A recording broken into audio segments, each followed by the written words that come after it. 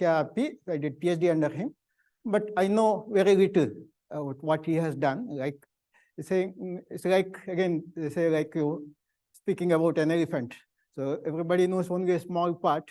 So I know small part of what he has done, and I will address mainly to students to talk about one problem he has been interested in. He has written several papers actually on similar themes, okay, on some extreme points of convex sets, okay, various extreme points, various convex sets.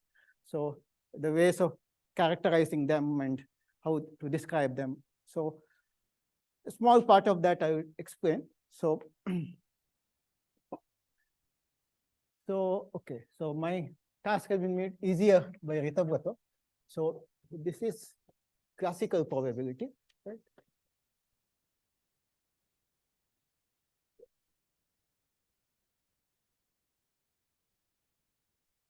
The model given by Kolmogorov, and this is quantum probability, right?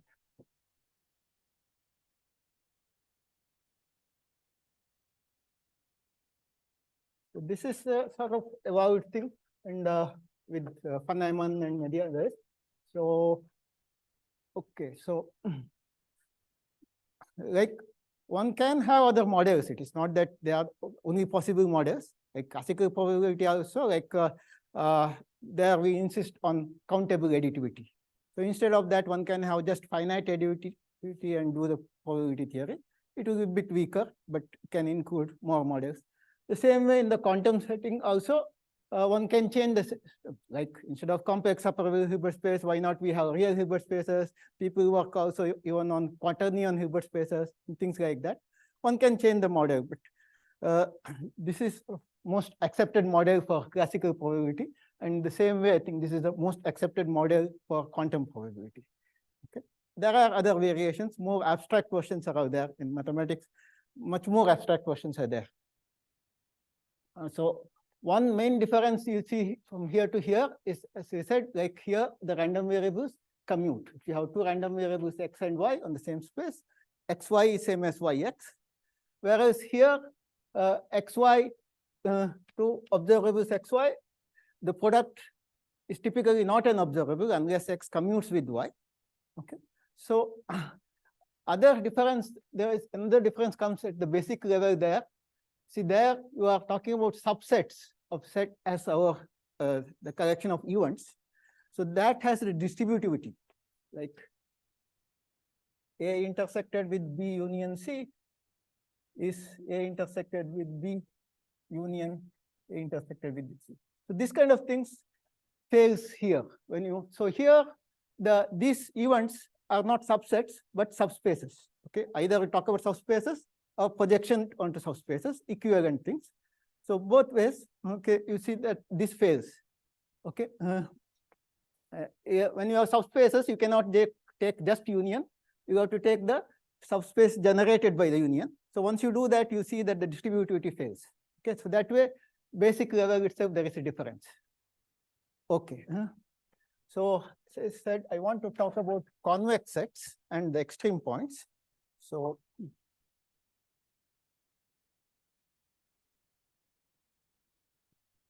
the convex set I can talk about for any subset of any vector space, say vector space or real or complex. So suppose I have a subset of a non-empty subset of a vector space. We say vector space over say R or C. Okay. So I will call it convex for when do we call it convex? For x comma y belonging to S and P belonging to 0 to 1, Px, so this is convexity, right? Px plus 1 minus Py belongs to S, right? If so you have a space and that I have taken a subset, okay, S, given 2 points x and y in the subset. If you join that line, joining x and y, that whole line segment should be in your set S. So then it is convex. Otherwise, it's not convex, right? So like here, in R2, if I draw, so if I take a subset like this one, that is not convex, because if x and y is here, the line joining, the part of it goes out. But if I take a subset like this, then that is convex. Okay. So then we also talk about extreme points. Extreme points. So you have a convex set. Suppose x belonging to S is extreme. Maybe I'll call it x naught. Say x naught belonging to S is extreme in S. If x naught equal to some px plus 1 minus py, where x and y belongs to S, t is strictly between 0 and 1. So that is important, not the extreme thing. T is, so this implies x equal to y equal to x naught. Okay, that is the extreme thing, right? So here, so like in this square, if I take a point, if this is x naught, if you want to write it as a convex combination of other points, so if I want to write it as px plus 1 minus py with x and y in S, there is no way to do it except take out both x and y as x naught. So these are extreme. So these points here, they are not extreme. So they are on the boundary, of this S. So topologically, they are in the boundary, but they are not extreme. But only these things are extreme. So even in R2, I can have subsets where there are infinitely many extreme things. Like if I take a disk, all these things are extreme. Okay. So typically, to understand convex sets, you want to look at the extreme points and say, okay, all other points can be got from this. Okay, so you want to describe the extreme points. Okay. So here itself, you can see a set there, the what we call probability vectors.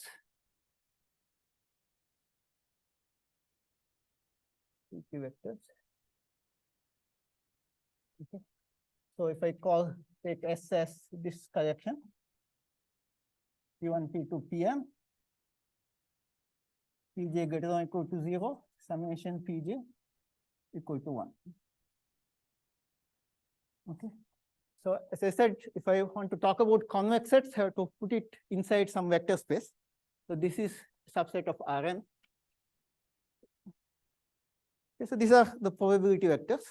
So you can see immediately that it is a convex set. We ask question, what are the extreme points? Okay, so let me just call it E of S, the extreme points of S. What are they?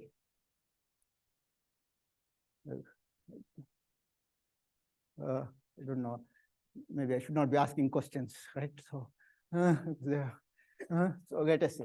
So you can see the extreme points are the basis vectors, 1, 0, 0, like this, right? So these are the extreme points, okay?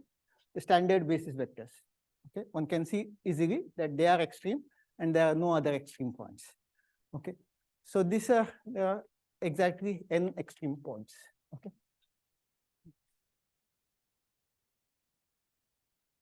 What about here? So the objects similar to here are the density matrices or the states, the row, okay? So here, suppose your Hilbert space H, there, suppose the dimension of H is D, okay?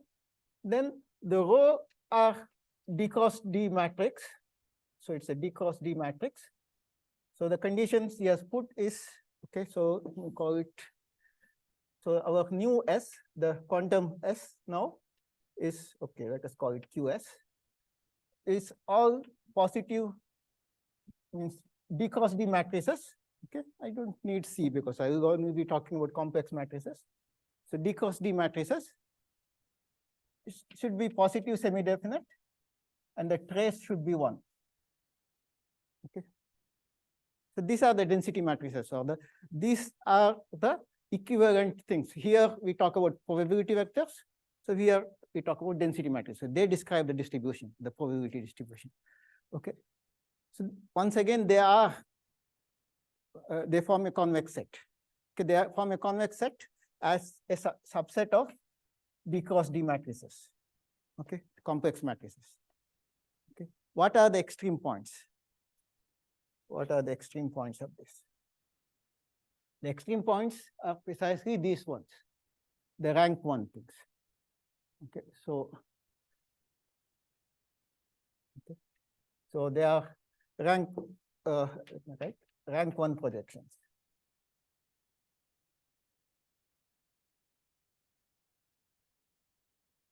Okay.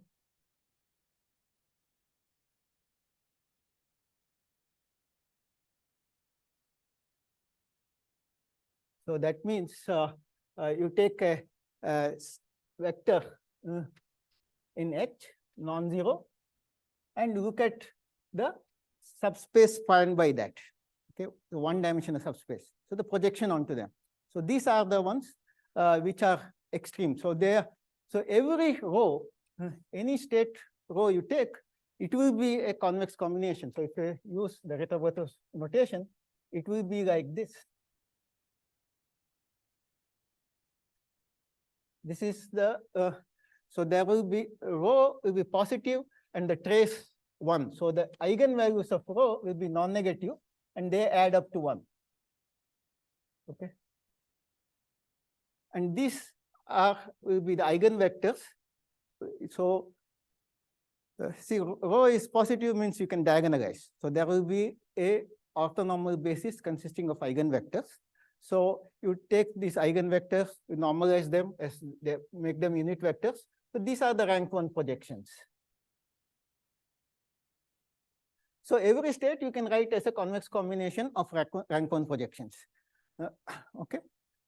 So that shows that there are no other extreme points. These are the only things. Okay. Because every state you can write like this. So these are and these are extreme. It's not very hard to see that the rank 1 projections are extreme.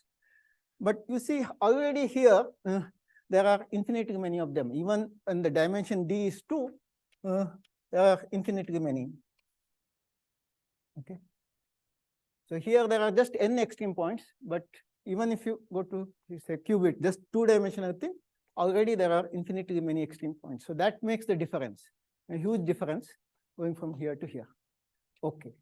So let us go to another level now. Okay, so there's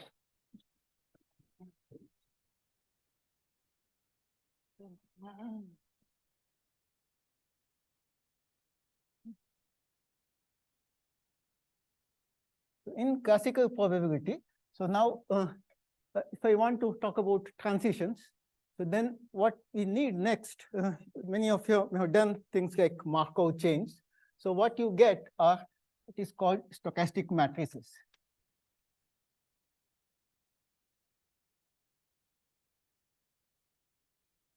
So what are they? So here they are matrices like this, Pij.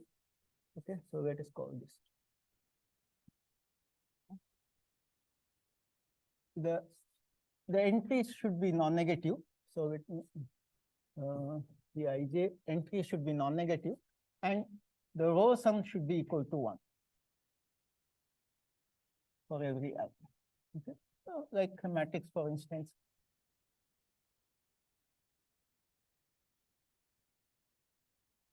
Like this.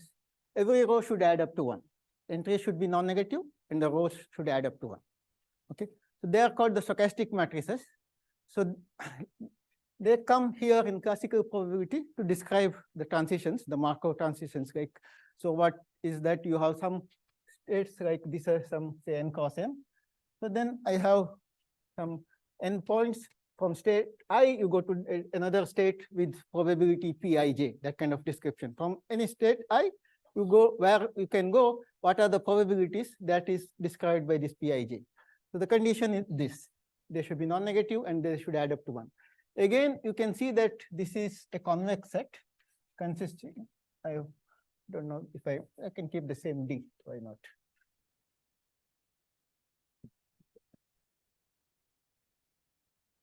Though it has a different role here. So they are D cross D matrices, and it is a convex set. So what are the extreme points? Okay. The extreme points will be somewhat very similar to this. The extreme points are those where the entries are just 0 or 1. Okay. So any row, like you need things like this. Every row, so the extreme points of this, so I didn't stochastic matrices. So the extreme points of this will be all these Pij belonging should be a stochastic matrix, but each entry should be either 0 or 1. So that means in every row there is just exactly 1, 1, and the rest are zeros. So then we have another thing here called doubly stochastic matrices, or bistochastic or doubly stochastic matrices. Okay, doubly stochastic matrices. Okay. So what are these? These are stochastic matrices. So it should be a stochastic matrix, and also the column should be 1. Okay, so this is not doubly stochastic because when you add the columns, it is not 1. Okay, but if I change the last one to something like this, then the column sum is also 1. So they are doubly stochastic matrices. So you can ask, what are the extreme points of this?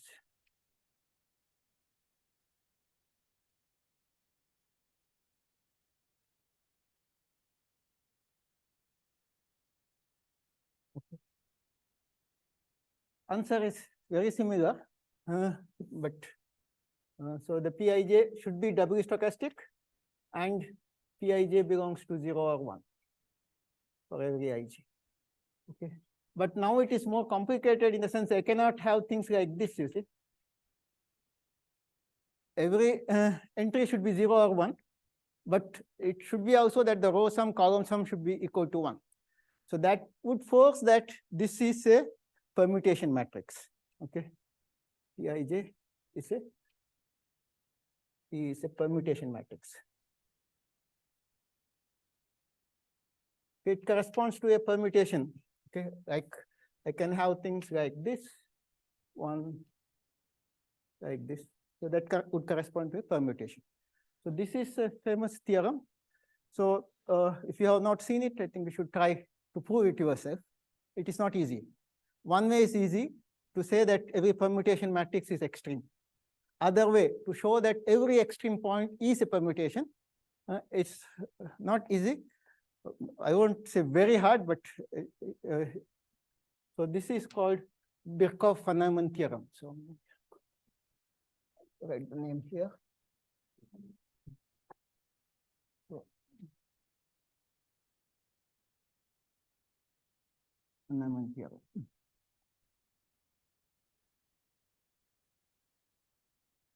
That is one. Okay, this one. The statement that all the extreme points of this doubly stochastic matrices are permutations. So we want to see what is, so this is all classical, right? So we want to see what is the quantum version of this. Okay. So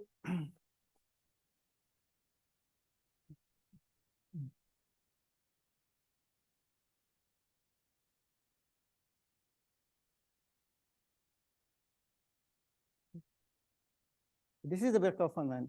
So for that, first you have to understand what are this, what is the quantum analog of this. So here we have stochastic matrices describing the transition. The quantum analogs, you've already seen them, morning and also afternoon also. They are completely positive maps. Okay, so the positive maps.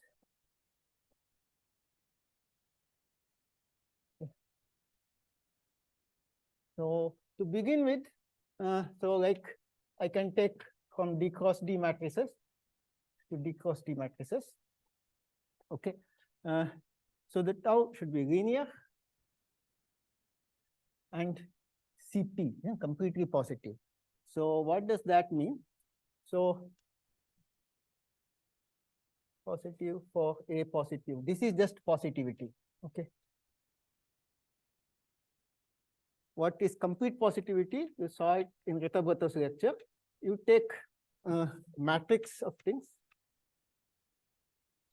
and this should be positive for Aij positive. Yeah. This kind of thing. Okay. So these Aijs belong to MD. Okay. And this should happen for every order. Okay. So you take matrices so that you make a big block matrix, A11, A12, etc. If the whole thing is positive, then if you apply blockwise, that should keep positivity. So now, how can I relate with this?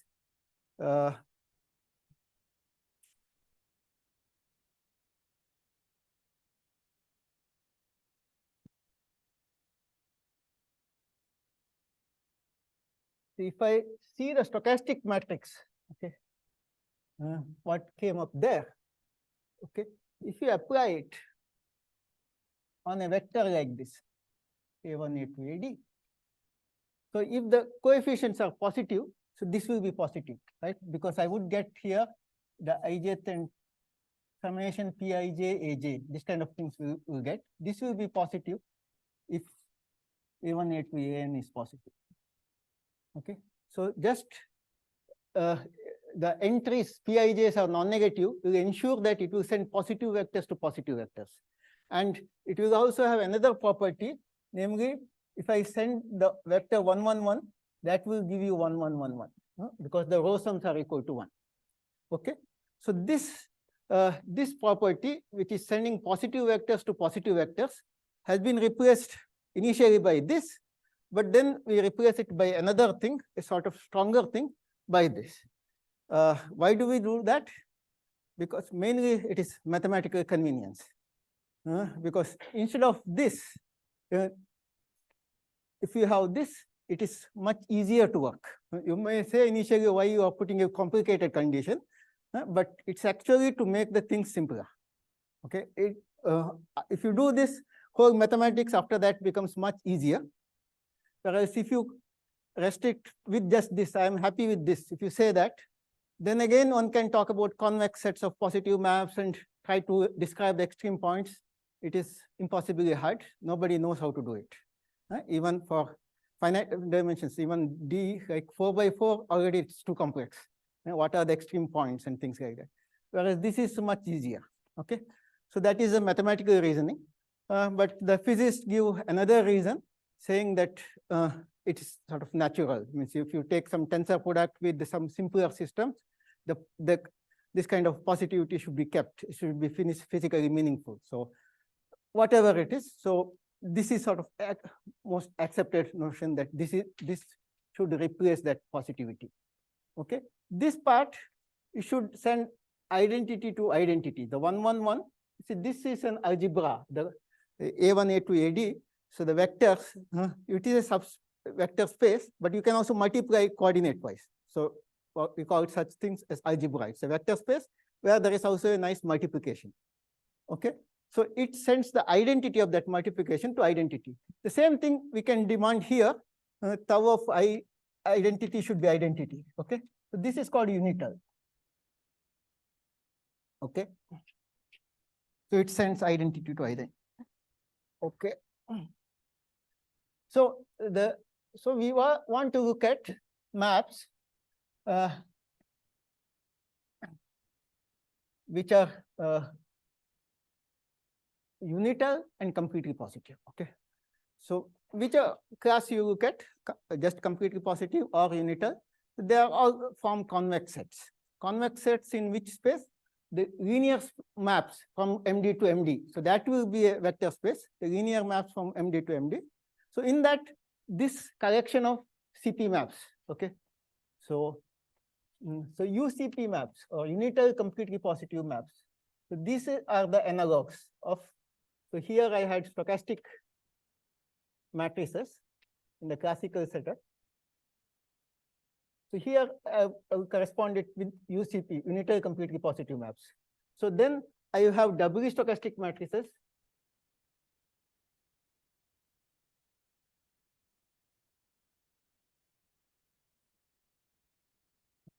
So this will correspond to trace preserving UCP maps. Okay. Now, instead of having row sums equal to 1, I could have asked for column sums being equal to 1. Yeah.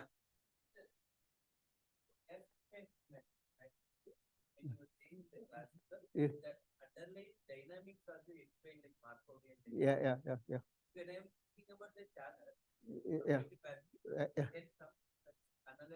Yeah, very much. Huh? So the whole theory, quantum Markov theory, what like so Usha spoke about, everything, it is exact analog. Okay, so the classically you have the Markov things. Now we have quantum Markov things. That quantum Markov can have analogy with respect to yes. So see, there are two descriptions. Okay, so comes like here, instead of row sum being equal to 1, I can talk about column sum being equal to 1. So that would correspond to okay, there is no name here. Okay, okay. Okay, let me call them as column stochastic maps. That would correspond to just trace preserving CP maps. Okay. So these are called quantum channels.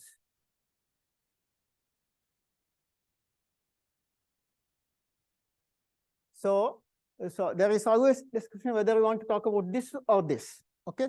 This is sort of too restrictive, doubly stochastic, trace preserving and unitary computing. Okay. Normally one talks about either this or this. So two things are sort of dual to each other. Either you are taking row sums or column sums. So you say either Schrodinger picture or Heisenberg picture. So this corresponds to the Schrodinger pictures where you're talking about the states because you want to preserve the states. Okay. So this is a Schrodinger picture. This is a Heisenberg picture. Either one is okay. Means one is dual to other. Typically, you can move from one to other. Yeah.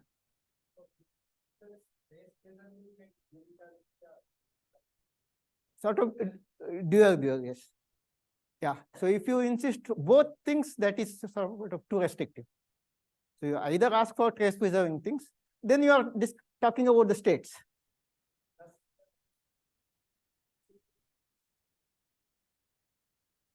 Now, UCP case, then you talk about the observables, how the observable is changing. Okay. Heisenberg picture, exactly. If you insist both on UCP and trace preserving, that is false in both the cases. So it is a rather restrictive, but sometimes you may have that. It is a sort of best case scenario. You can apply both the theorems from here and there both. Okay. Like here, we get permutation matrices as extreme things. Okay. So that is the best situation. But often you have either the CP maps, unitary CP maps, or the quantum channels. Just one of the case. Okay. Now, there is a okay.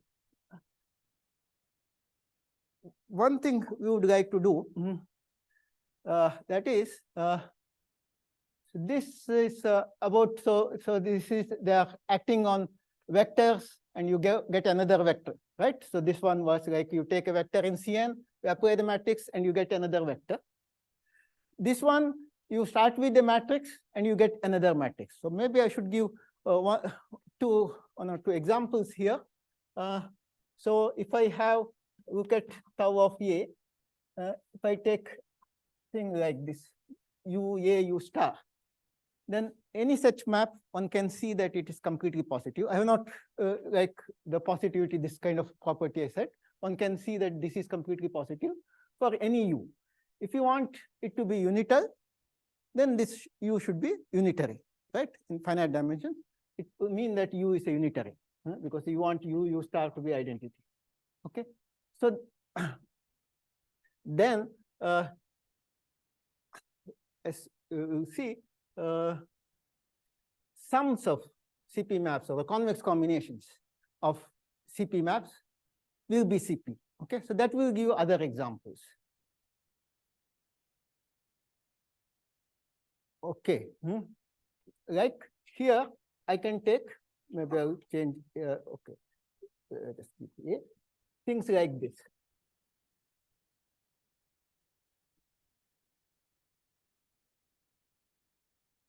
Okay, I'll change the, let me keep the, okay. It is just a matter of notation where you want to put the star.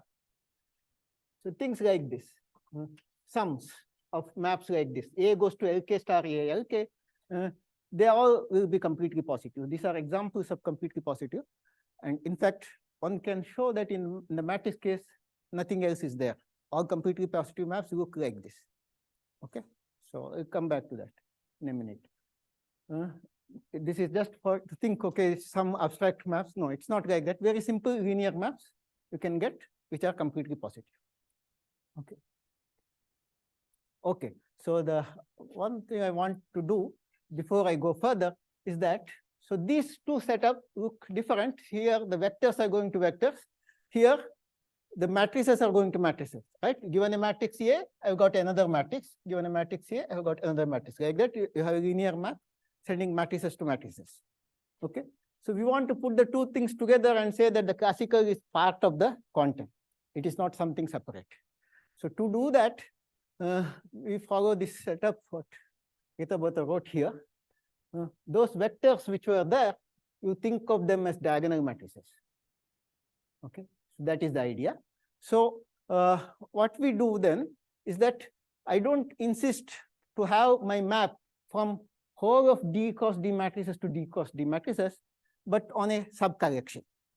Okay, so like I can have the subcollection of just the diagonal matrices. Okay, so I want looking at subspaces of MD rather than whole thing. So same way you can do for in the infinite dimensional also. Bounded operators on Hilbert space is the full thing. Instead of that, I can look at some subspaces. What one looks at typically are the subalgebras. You want to keep the notion of positivity, and that means you want to multiply things. So you look at subalgebras. So like if you take diagonal matrices, if you multiply two diagonal matrices, it's again diagonal, right? If you add, so it's a subspace, but also a subalgebra. Okay, that means you can multiply things there. So what one looks at are things like this. Script A, subset of B of H. The bounded operators on Hilbert space, this corresponds like the D cross D matrices, could be even infinite dimensional. You look at sub A unital. So I would like to have that it should have the identity, just like the diagonals have. So unital subalgebra. Okay, and then there are some other technical things. It should be closed under norm, this, that. So what if you are doing mat operator theory, you know them as C-star algebras. Okay, or I can have even better things, something called von Neumann algebras. Okay, but basically the idea is that I don't have to define this tau on all the things. I can define on a subcollection and be happy with that. Okay, so the setup then would be things like that.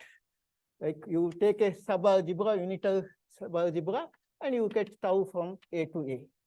Okay, so then you take whether you want to take unital or trace preserving is up to you, but we always insist on complete positivity.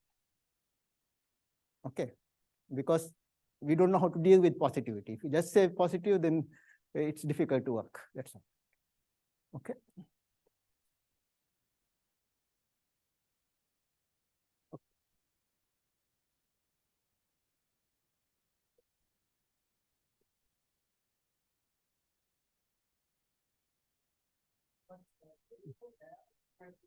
Yeah.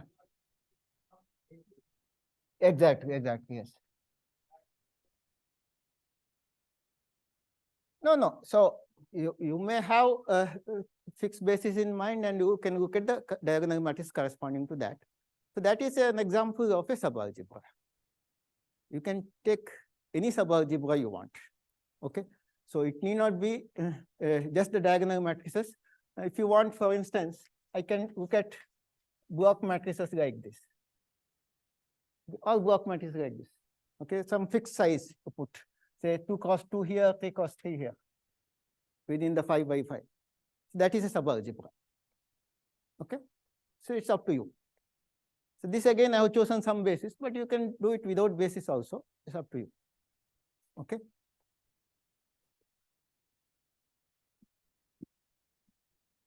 Okay.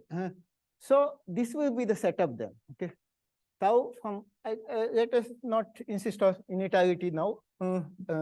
Either unitarity, but main thing is that we want it to be completely positive. Okay. So that means that kind of positivity. Tau of Aij, if I take this should be positive if Aij is positive. Okay. What are examples of such things? We have already seen two examples. Okay, one is that the classical situation when you have diagonal matrices and you have stochastic.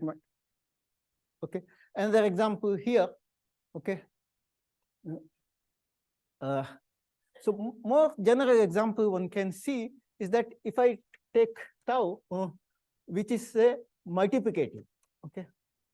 So if I have tau of AB equal to tau of A times tau B, and tau of I don't know why I changed from small letters, big letters to small letters.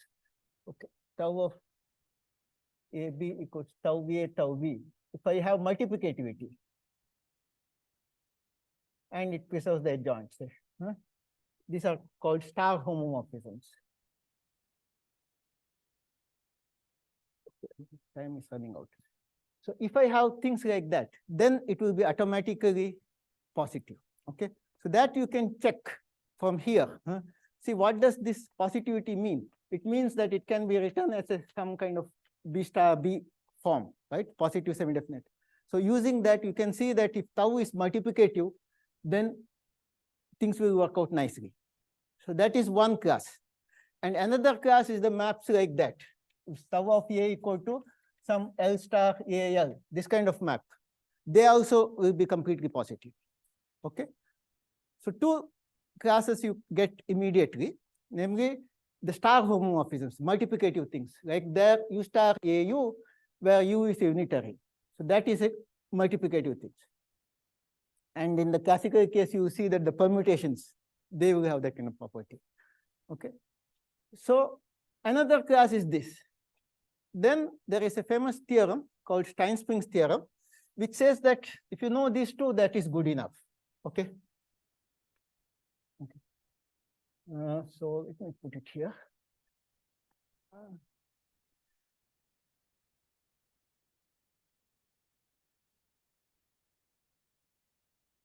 Stein-Springs theorem.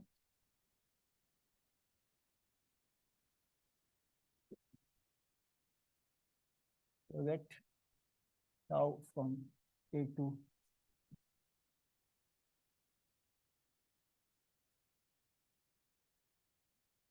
okay. So it is I'm taking A contained in B of H. Okay. So the CP map. So the range need not even be A, it can go outside also, doesn't matter. The CP map, completely positive map. Then direct this triple.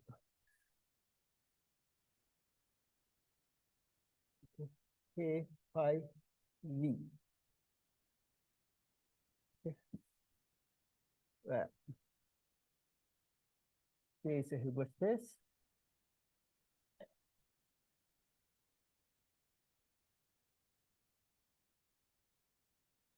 Phi from A to B of K is star homomorphism.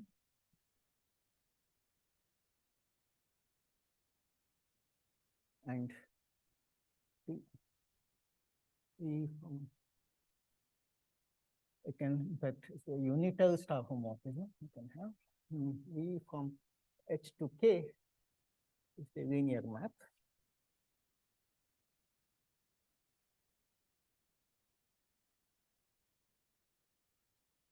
And tau is given by this V star phi A.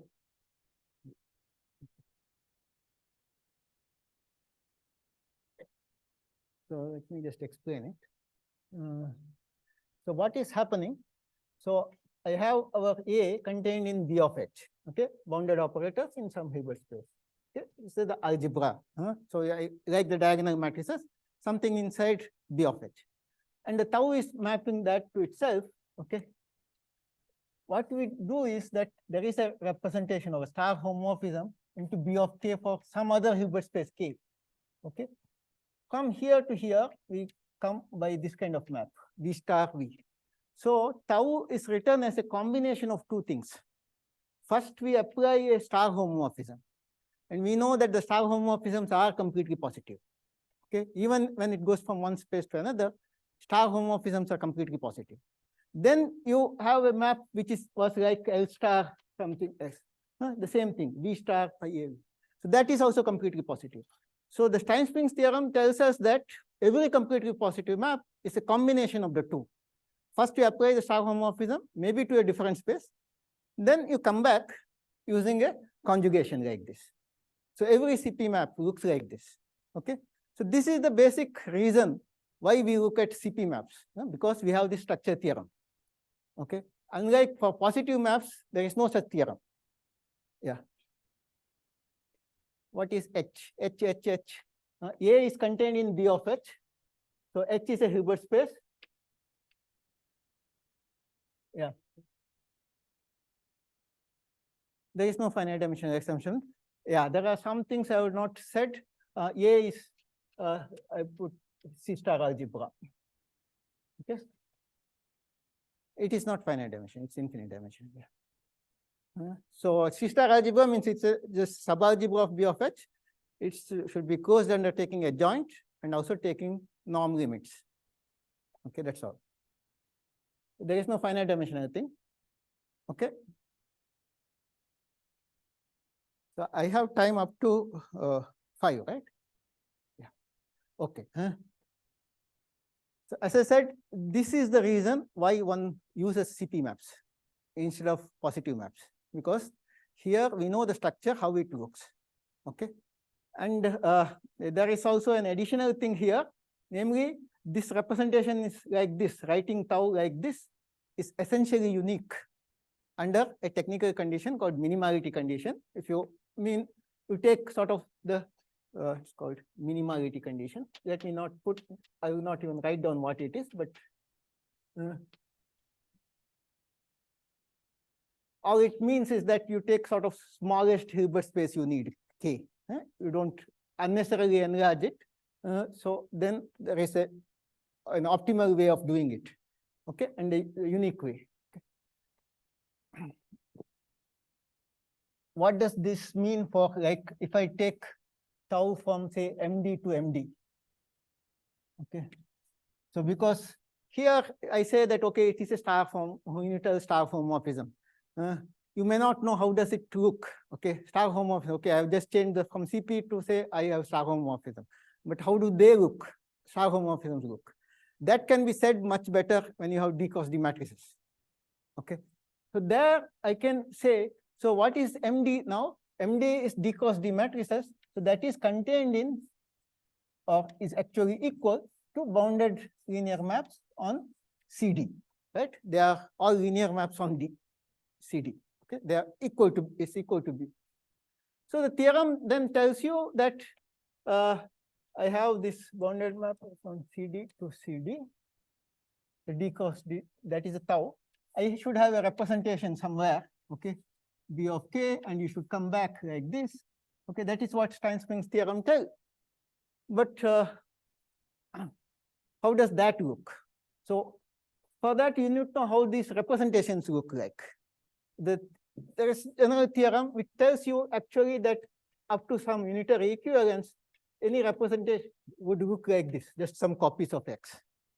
Okay, nothing more. Okay. Now I was using the letter A like that, so let me put phi of A equal to some copies of A. So instead of CD, I will then be taking some direct sums of CD, few copies, say some P copies, say. Okay, so there you have pi of A as some copies of A. So that would mean that if I look at tau of A, so that is some V star, okay, some copies of A, okay. So this is V star and this is V, okay. But the things should match so that you are again back in MD, right? So that would, we'll see that then that just means that you can break it up into blocks like this. Like this. Okay, this V, you can break it up into D by D blocks, L1, L2, etc., some LP. So that will tell you, if you do the multiplication, that tau is given by this. Okay. So the theorem I was telling that all CP maps look like this comes immediately from this Steinspring's theorem. And you get a, coefficients like this. Every CP map from MD to MD looks like this. So these LJs are what are known as Choi-Krauss coefficients.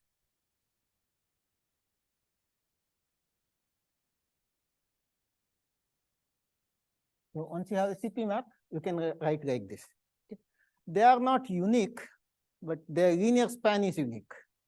The span of LJs, the vector space generated by them is unique, but the arrays themselves are not unique. There are different ways of writing the same thing.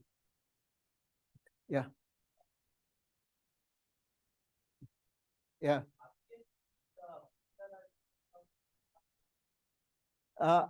Yes, in the infinite dimension also, if you take this your A to be whole B of H, okay, not a sub thing, but whole thing, okay, like here also I didn't take diagonal or anything, I took the whole MD.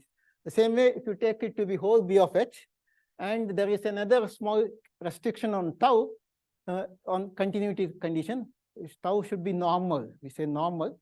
That means if I have some AN increasing to A, tau of AN should increase to tau of A, some kind of continuity.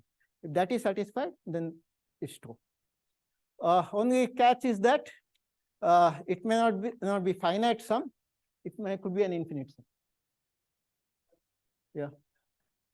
Yeah. Yeah.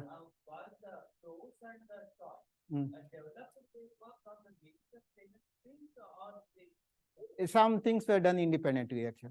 Yeah, yeah, yeah.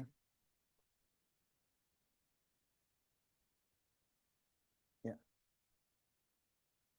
And it's not joint paper; they are separate. Yeah. Okay.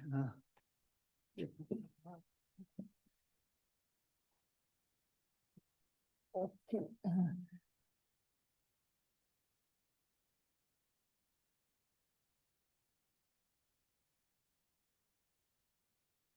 Now, okay. So this is theorem. I am not going into the proof.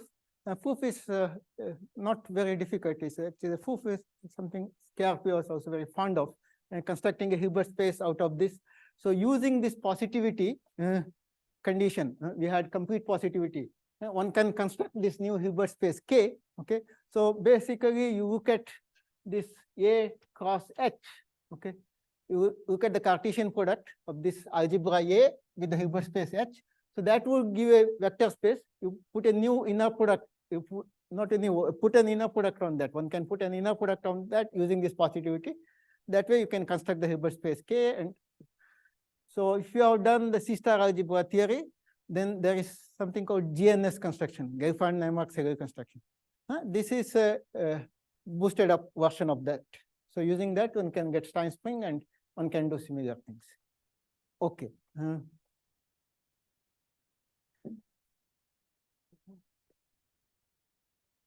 Now, there is something additional one can say. Suppose you have a tau like this, okay? And suppose I have another map. Okay. Actually, in this, the range being A doesn't play any role.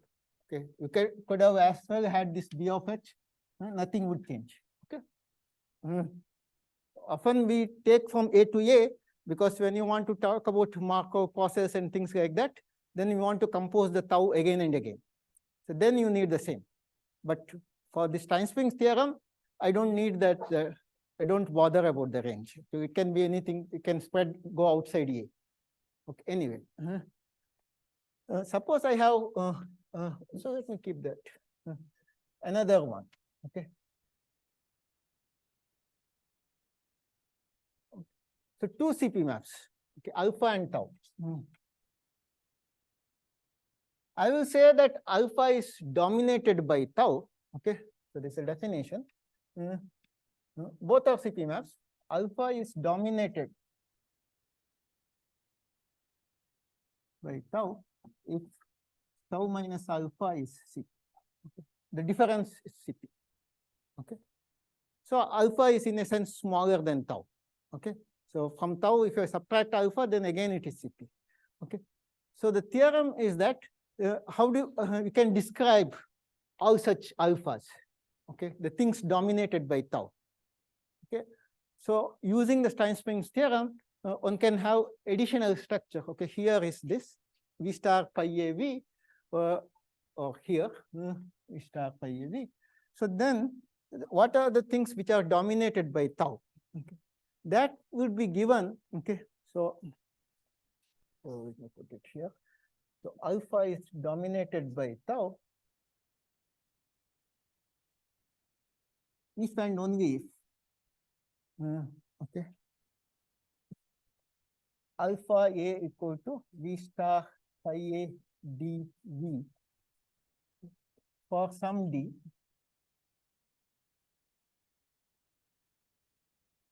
in V of k, okay, with these conditions.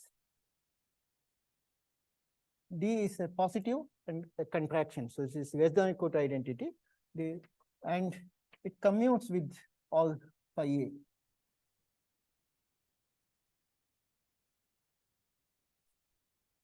We say that D is in the commutant of the range of pi. It just means that it commutes with this. Anyway, so the point is that all the things dominated by tau can be got from tau itself using the Stein-Spring. So you have this representation. Okay, let's erase the other things. So you have this representation. So in this, if I want to know what are the things dominated by tau, I can get description from here. From this pi, you look at the positive things which commute with the range of pi and multiply. Okay, so that way you can get description of things dominated by. Okay, yeah. This one, alpha is dominated by tau.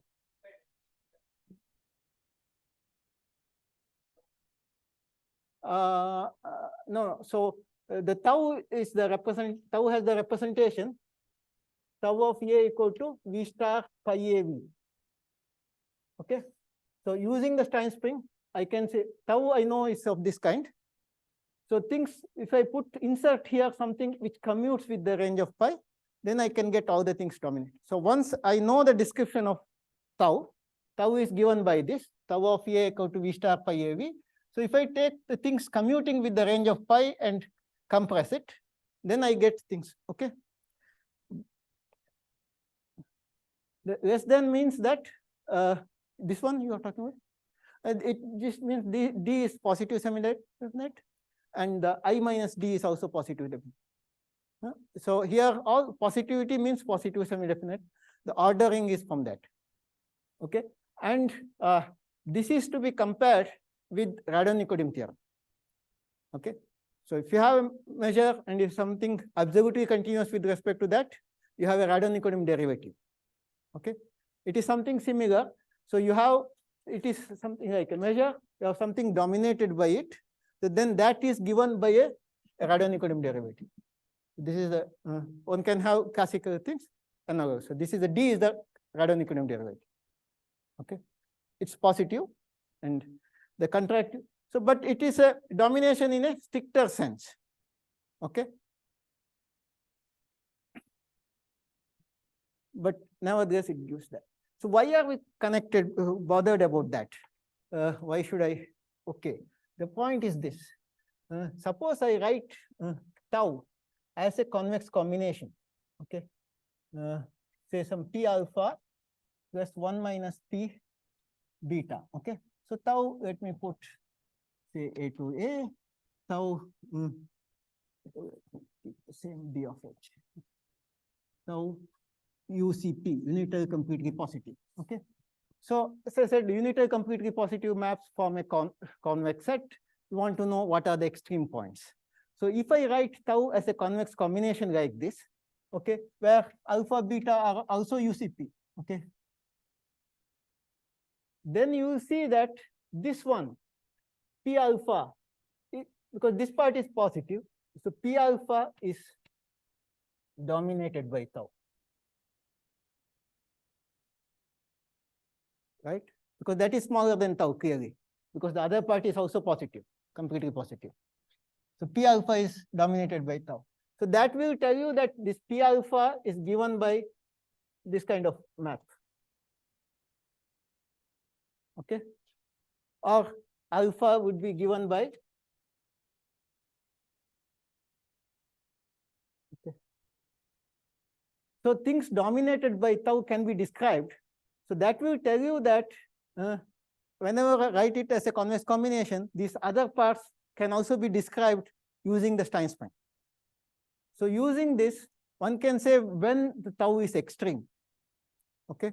So I want to identify the extreme UCP maps. So the so tau is extreme. Okay. With this in this description, tau is extreme if and only if the map from here to here, okay, d goes to v star dv, okay, is injective.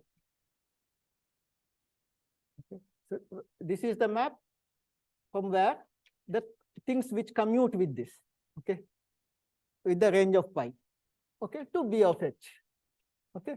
So all you need to remember is that, okay, so the Stein spring theorem tells you how the CP maps look. Then we have the theorem which tells you how the dominated things look. This is basically due to Arvesen. The original thing is due to Arvesen. Okay. The dominated, the Radon-Nicodemus thing. So then using that, one can go and see that when tau is extreme, the tau is extreme if and only if the map, this d goes to v star dv. From the algebra here, the things which commute with the range of pi to this, that map is injective. Okay. So you see that if the tau is extreme, I want to show that this alpha should be same as tau. Okay. So that means this d alpha here, d by alpha, something wrong, d by p, right? So this d by p should be same as the identity, because if you have injectivity and this is equal to same as v star pi a v, because it is same as tau, that would mean that d by p equal to identity. Okay. So you can sort it out. So what this means is that I can describe what are the extreme ones. Extreme ones are the things where this map is injective. That map might look abstract. So what KRP, he did work further on that, and he showed that then if you look at the Choi-Krauss decomposition, so that is extreme. You can describe from the Choi-Krauss decomposition in that we had expressed tau of A as this way. Okay, so this is extreme if this collection Li star Lj from J, so this is linearly independent. Okay, from the Choi-Krauss decomposition itself, you can see when tau is extreme. That follows from that. Okay, so I don't know, run out of time, so I will not describe. But actually, this was known by some other authors also had presented it. But KRP went further. He looked at the group actions on such things, like if you have the tau respects a group action, some automorphism or the action of a group, it is a topic he was very fond of. So then how does the Stein spring theorem change that this representation here which comes, that also would respect the group action? Then how does it change the extreme points? So he developed that theory. And also the interesting thing was that he developed all this non-commutative thing and showed that it also has application in the classical things. You look at the doubly stochastic kind of matrices, which have some symmetry property. So there is a group action, it is invariant under some permutations. Then when is it extreme? So you look at only those doubly stochastic matrices which have some permutation invariance property. Okay, we say covariant. So then what are the extreme ones? Okay, so he characterized those things. So let me stop there.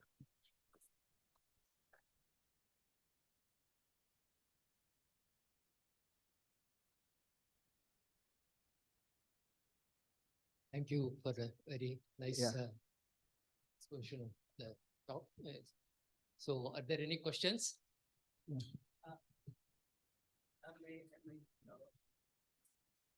Do we have von Neumann-Birkhoff's equivalence in quantum? There is no exact equivalent thing. Okay, so like here, if I look at the exact equivalence would have been to say that, okay, so I said the unital corresponds to the row sums being equal to 1. Yeah. Column sum both are equal means unital and trace preserving. Yeah.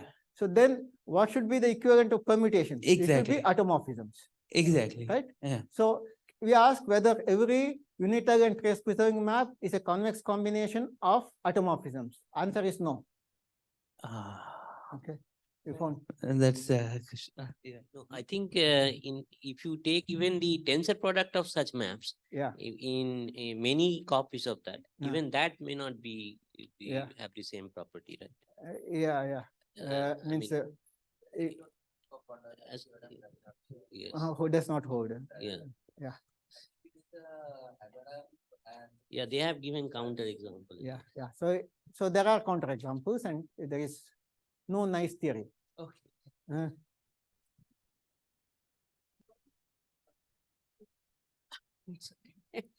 So for a in a four-dimensional space, I think some mathematician, lady mathematician, I don't remember, she has given a extremal point, which is parameter dependent. That is 2 parameter, 3 parameter, and parameter decomposition was also done. So this extremal maps, what do we mean if they have parameter dependence? Can you say something? Maybe my question is not very specific. So she had given for a, say, a single qubit to another qubit. I have a CP map. No, the parameter dependence is okay. Like as I said, like if the convex set, the extreme points like a circle. Right. If the extreme points is like a circle, then you have a parameter to describe what is the circle, okay. right? So okay, like it kind of describes where it is extreme. Extreme. So there is no need that even in the finite dimensional case, the set of extreme points need not be a finite set. Right. Right. It can be a very complicated space. Fine. So, So in infinite dimension, if the Stewart-Krauss operators are infinite in number, let's say. Yeah. So then how difficult is it to check the extremality of that? the same thing works. Same thing works. No difficulty at all. This one also, even this also means the abstract thing, the way done by Arveson, that works in a general C-star algebra level. So even infinite dimension, no problem. The linear independence, you may have to describe it a bit more carefully, but mathematically there is no issue. It works perfectly.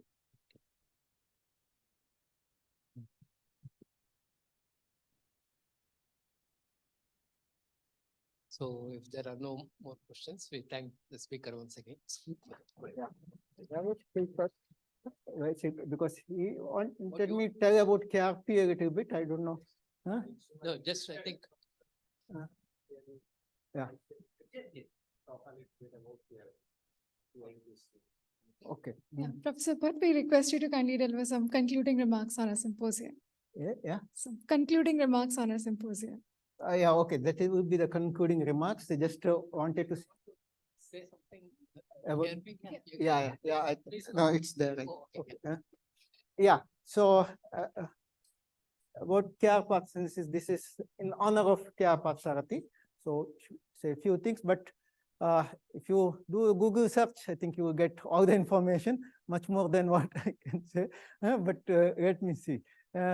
Okay. As you know, Mahalanobis founded the Indian Statistical Institute. Then he got in C.R. Rao as one of the beginners to start the whole thing. And these people went there from Chennai, there became 4 famous people. We call them famous 4. Okay, Varadarajan, Varadan, Rangarao, and KRP. So they were all together there in Calcutta. And sort of C.R. Rao encouraged them to do mathematics, whatever they wanted to do, and they sort of excelled in all the fields they did. Like KRP used to say, whenever we say that we don't have people to, how to run the seminar, this, that, 2 people are enough. 3 people are enough to run a seminar. So they studied together. So see, the resources they had were very limited, right? There was no internet or any such thing. Getting a book, even a print, was a very hard job, right? It would take months to get. So they got some really good books, and the one will read and present, the other one question, like that. They learned all the basic mathematics together. And C.R. Rao really encouraged them and got Komogoro. So that was one thing. It was great about those days, like Mahalanobis and C.R. Rao. They got great people from all over the world to come and stay there, lecture. So there were not, I guess, that many flights that you could go back immediately. I think so many people stayed. Right? These days it's difficult to get senior people for a longer period. But those days they got Veena, Kalmagoro, good names. So many people they got, and they stayed and they gave lectures. And so these people, most of them, all except KRP, settled abroad finally, whereas KRP, after Komogoro came, he went to Moscow, was there with Komogoro for some time, and then came back. Then almost immediately also went to UK. He was there for some years. Then came to Bombay University, then to IIT Delhi, and finally to ISI Delhi. So there he stayed. So all his, I think, most of the academic career was at ISI Delhi. Okay, I did BStat and MStat first year. After that, some of us wanted to learn mathematics. So we felt there in ISI Kolkata, the stress is somehow more on statistics, and we want to learn more mathematics. So that was a feeling we had. And we had heard about KRP and KB Sinha and Karandikar. So we sort of jumped ship and we went there. And so, there are 2 groups actually. Some of us wanted to do mathematics, some wanted to do economics. So a big chunk went there, some to do mathematics, and actually ISI Delhi, the economics school is also very strong. So some went to do. So that is where my KRP and life changed. As I said, the KRP defined my life. What happened to me after that, everything was defined by KRP. So because initially we were very scared to approach him because he is a very, very disciplined person and very meticulous. So whenever he attends seminar, anything like this, he would keep notes, okay? And all the notes are then put date this and stored. So some other time you see the same speaker comes and talks about something, you say, last time you said this. You would have all the notes and all the problems, everything. So you stored so meticulously with the whole database was there. So it was amazing. So, and teaching everything, I know many people may have heard of him because he has lectured all over India at many schools, colleges, everywhere. He's fond of this kind of blackboard lecturing. So what more should I say? Like doing PhD under him, like most of the time people say that the guide is not able to give a problem to work on. Right? It is a very difficult problem, I think, in the PhD level to get a right sort of problem. Something which is not too hard, at the same time not too easy. You need to get basic, and that is the problem all the time, I think, when you are doing research, and that is what you see. But while doing PhD under KRP, every day he would give 2-3 problems. No issues at all. Like whenever there's seminar, if there's a seminar, he will have some questions and 2-3 problems. Then it was our problem to choose which one we want to work on, because it was very unclear. Because sometimes the problem, maybe the solution is known somewhere, because we don't know how to search, because searching was much more difficult in those days. But it was challenging, but useful. And as a person, I know many of you can say he was very, very honest, very simple. If you see the dress, everything is very, very simple, but very nice human being. What more should I say? Because this is sort of impromptu. I did not really prepare. And so I say that I had the privilege of being student. I also had the privilege of hosting him many times at IISER Bangalore.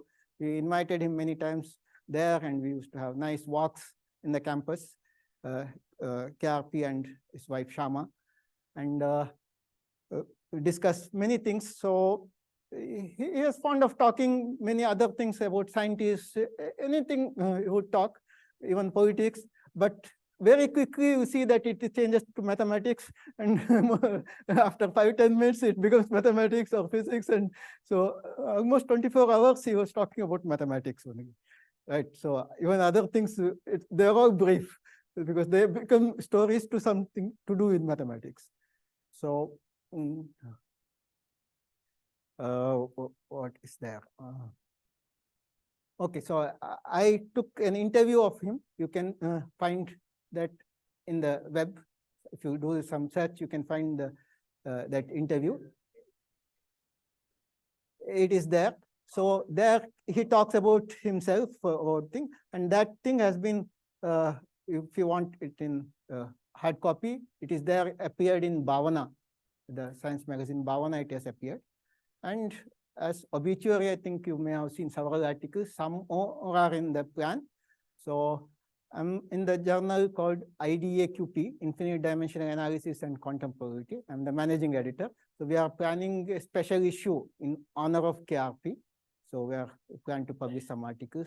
And the INSA journal, Indian Journal of Pure and Applied Mathematics, they are also planning to bring some special issues in honor of KRP. So there will be some more volumes.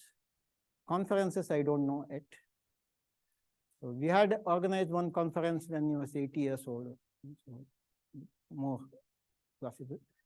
He was a great teacher. We learned many things from him. There are many more things to learn. There's still a lot of things to read and understand. Okay, so we are writing a book on Gaussian states with him. That's incomplete. I don't know. We hope to complete it sometime. So with him and Tiju. Tiju was my student and then went to Delhi and became a KRP, was his postdoctoral mentor.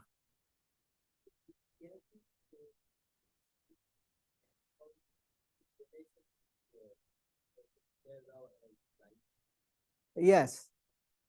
C.R. Rao says the main contribution C.R. Rao gave him was that what I should read, KRP asked. Okay.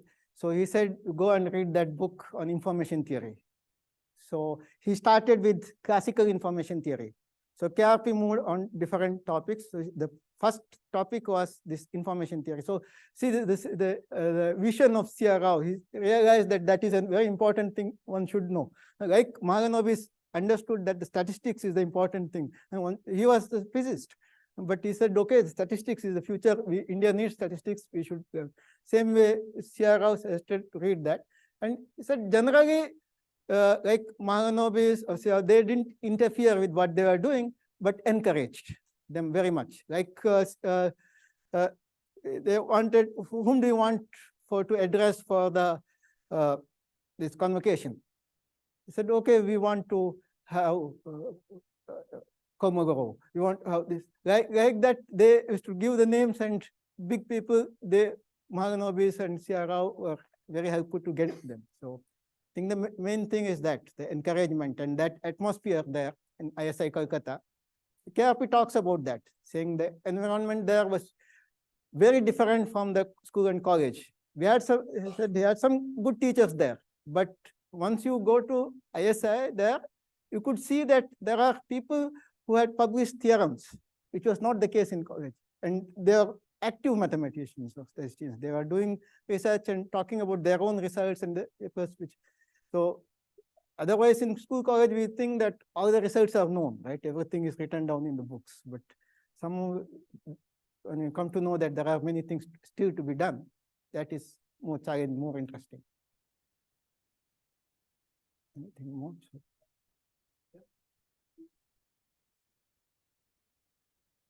three of them, they used to, like, one goes abroad, comes back and teaches the other. Yeah, so yes, the four of them actually, but they are sometimes they are not all four of them were together like that. It was happening. Yeah. So that's how he was initiated in the quantum side. Yes, okay. That is what I started halfway, but then forgot. Yeah, so he started with the classical information.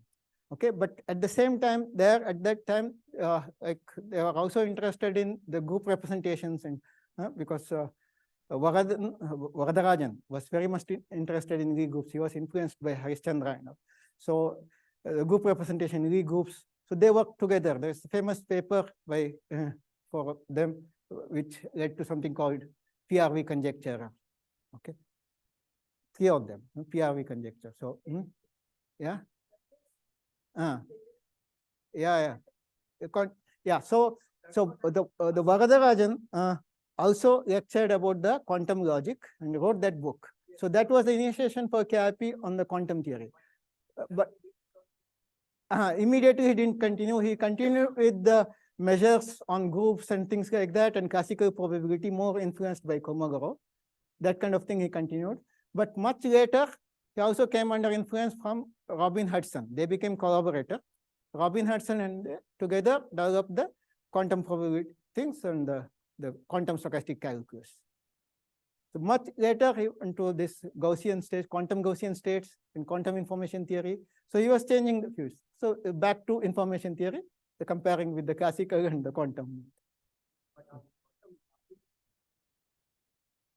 Not much, yeah. Maybe one or two things, but not much. There was something about some correlations here written, some spin correlations, but not the foundational things. Yeah. Yeah, but no paper, right? Yes. It's a mathematical theorem saying that all correlations can be realized using the spin variables. Yeah. So, yeah. Yeah, he didn't write much about the philosophical aspects. Yeah. So, anything more?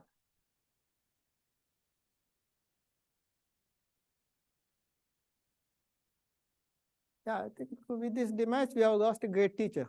So he was active, very active until last day. So last few years, he was completely blind. Means he could hardly read.